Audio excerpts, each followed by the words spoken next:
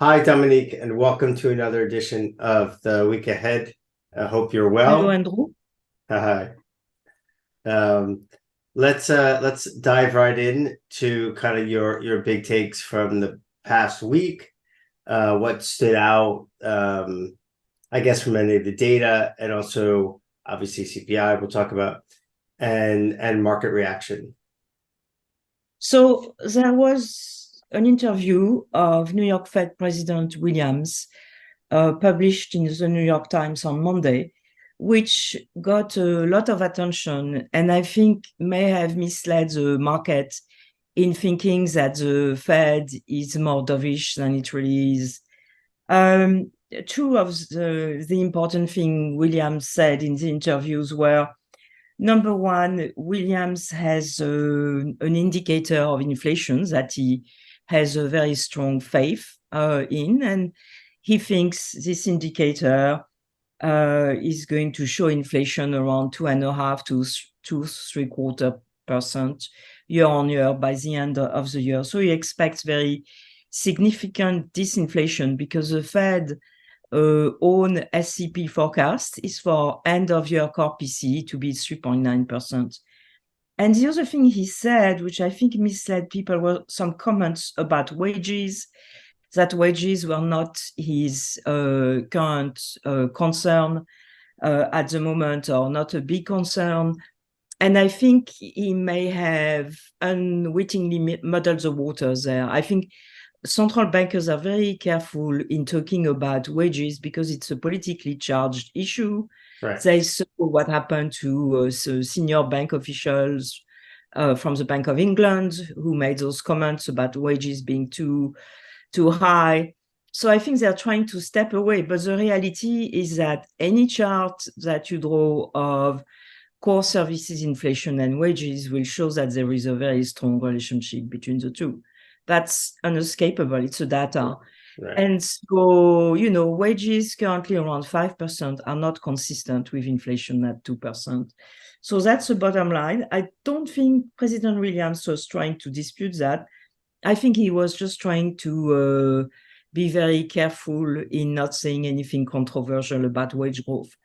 And so, but the end result is that the market now sees the Fed as having taken a more dovish turn. And there is the good chance that the minutes, so let's start talking about what comes this week, the minutes that are coming out could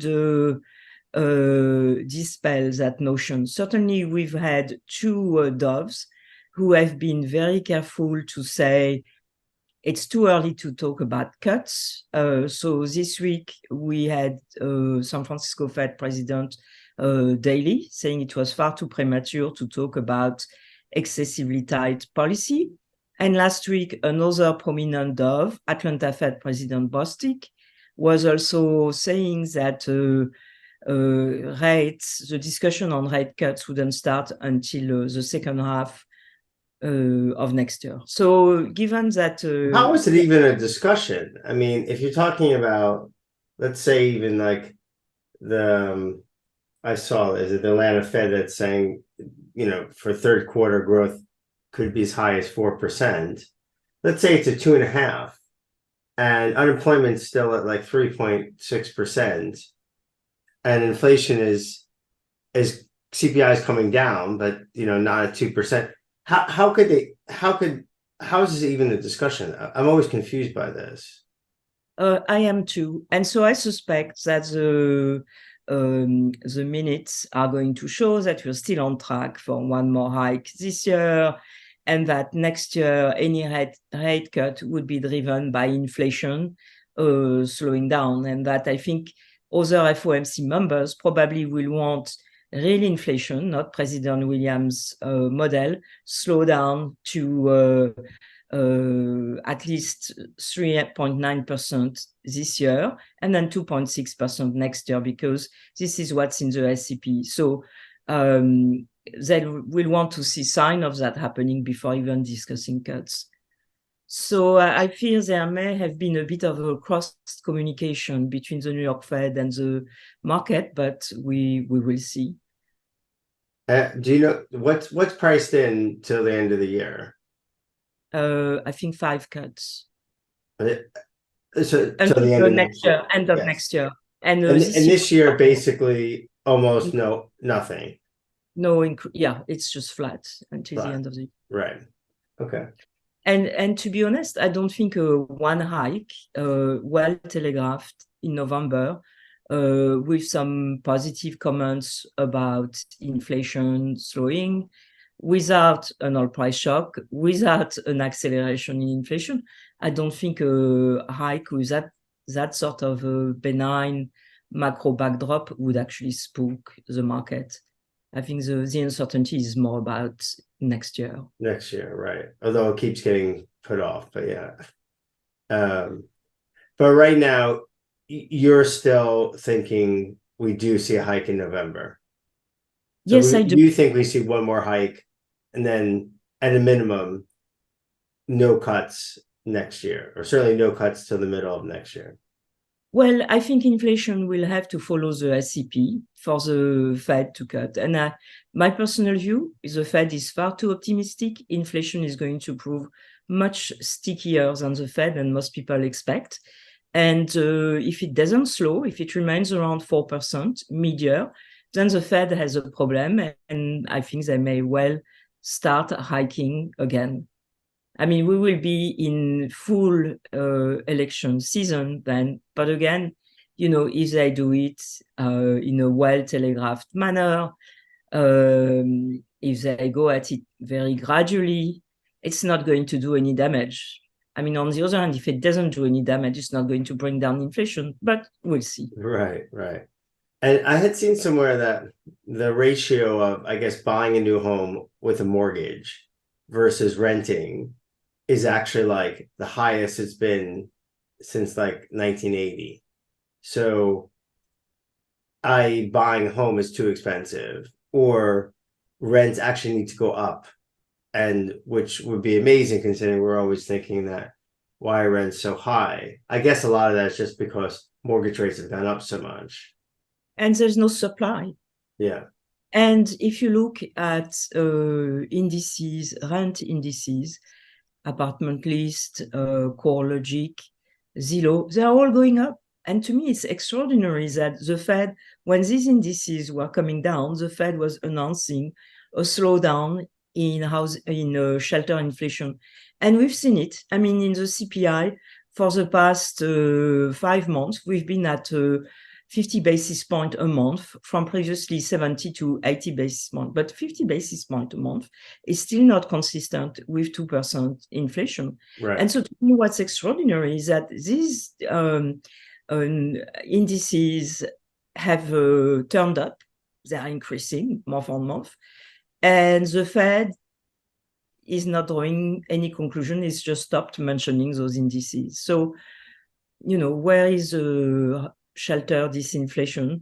So this is one of the reasons I'm very skeptical that inflation is going to slow down next year. And then on the your view, which it has been pretty consistent, that we would see maybe one, maybe even two more hikes. I guess now it's kind of one, but you don't see this being very negative for risk. Is that the continued view? Yeah, if Yeah. against the backdrop of strong growth, I mean, 4% growth, okay, 1% of that growth predicted by the Atlanta Fed nowcast is inventories, but even 3% growth, it's enormous. It's 50% more than the trend. And inflation is high. It's not going up. The Fed seems happy with the 4%. I mean, what's not to like? A rate hike is not going to make a difference. I don't know if this is your, I guess it kind of is. Do you subscribe to this theory that productivity is rising in the US? So it depends how you measure it. The latest data was very encouraging, but there is a lot of noise that was caused by the pandemic because you had a labor shortage, so people worked unsustainable hours, productivity rose in an unsustainable way.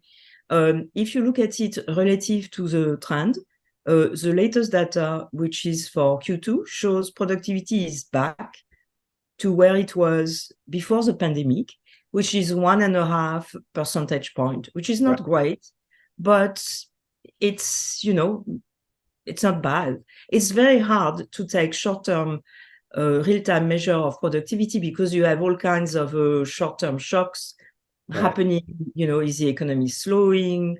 Are people hoarding labor? Are people pushing their workers in an unsustainable manner? So you need to step back and look at it from on a medium-term basis.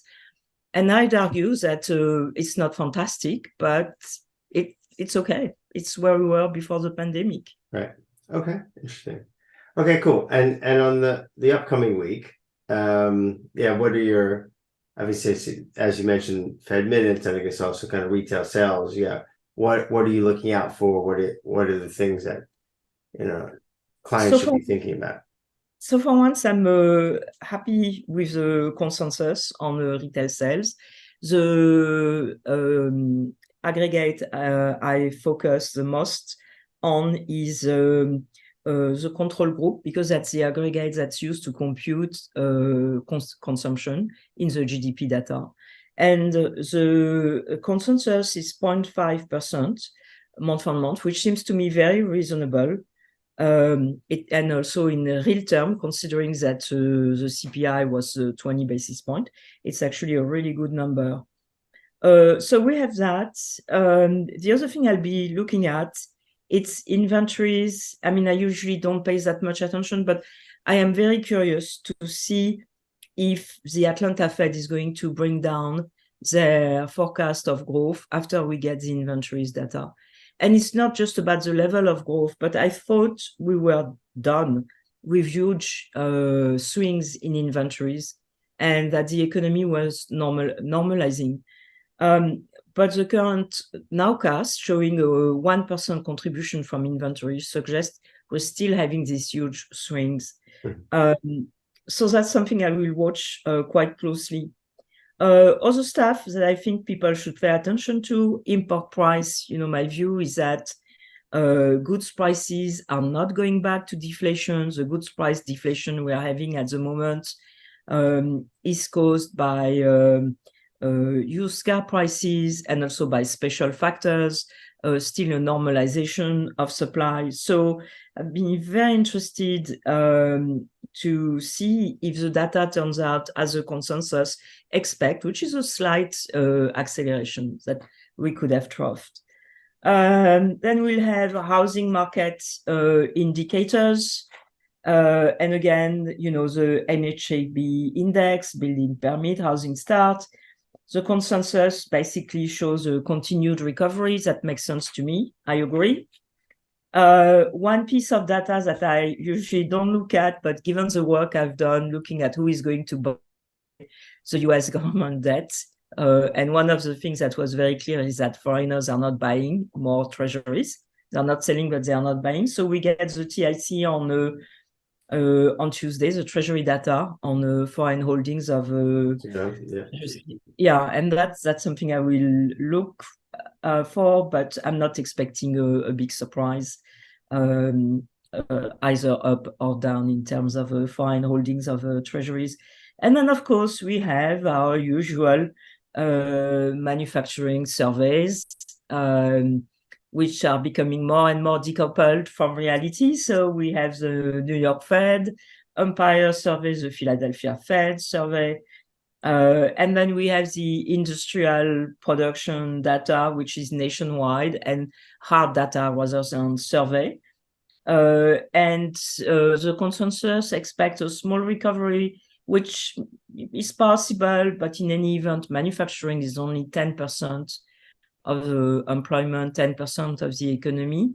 And so much of the recovery has been in the services sector. I'll certainly comment on it on Bloomberg, but I won't be, very worried about it. The other things that I'll be looking at this week, it's oil prices, of course. Last week, Ukraine declared that the Black Sea was a war zone, basically. So in other words, this was a polite way of saying that it was open season on the Russian merchant ships.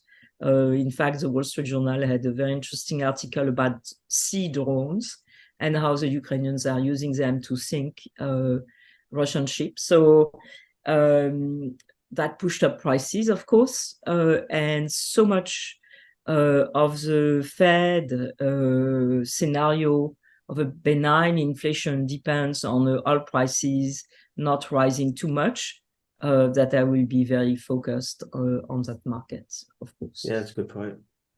Okay. Okay, cool. Great. It's all super interesting and I think makes sense. And I guess one thing I was going to ask you that you mentioned was is it the first time in a long time that you've spoken to a few clients in the past week or so, and they are actually talking legitimately about they see cuts in the next kind of 6 to 8 months from the Fed? I think the conviction on cuts has increased, and I suspect this New York Times interview that flew a bit under the radar because it wasn't on the website of the New York Fed, but it was actually very substantive and long. I think that New York Times interview played a big role in shaping market expectations. Interesting. Okay, cool. And as we always like to do, highlight a few of the interesting publications we had this week. Obviously, your stuff going quite deep into the breakdown for the CPI, especially around the different aspects, certainly on services. On the Global Rates Weekly, I know highlights a few of our favorite trades, especially kind of US versus Japan. It's quite interesting. China Growth Tracker, which continues to show, I guess, continue the narrative that the Chinese economy is definitely struggling. And obviously all the stuff around Country Garden and property market. John Tierney wrote an interesting piece around the big tightening we've seen in the credit markets. And I know Varesh talking about the oil market. Talks about supply and also kind of geopolitical issues, which is also interesting, and what he sees going forward, certainly what could support the price of oil. So, yeah, I want to wish everyone good luck this upcoming week. And obviously, Dominique, as always, really enjoy our talks. So, anything you want to say to investors, clients? Please send feedback, negative feedback, especially helpful. And other than that, I hope you have a good end of summer and enjoy yourself. And if you are working, good luck on the markets. Awesome. Okay, cool. Thanks. Good luck, everyone. Bye.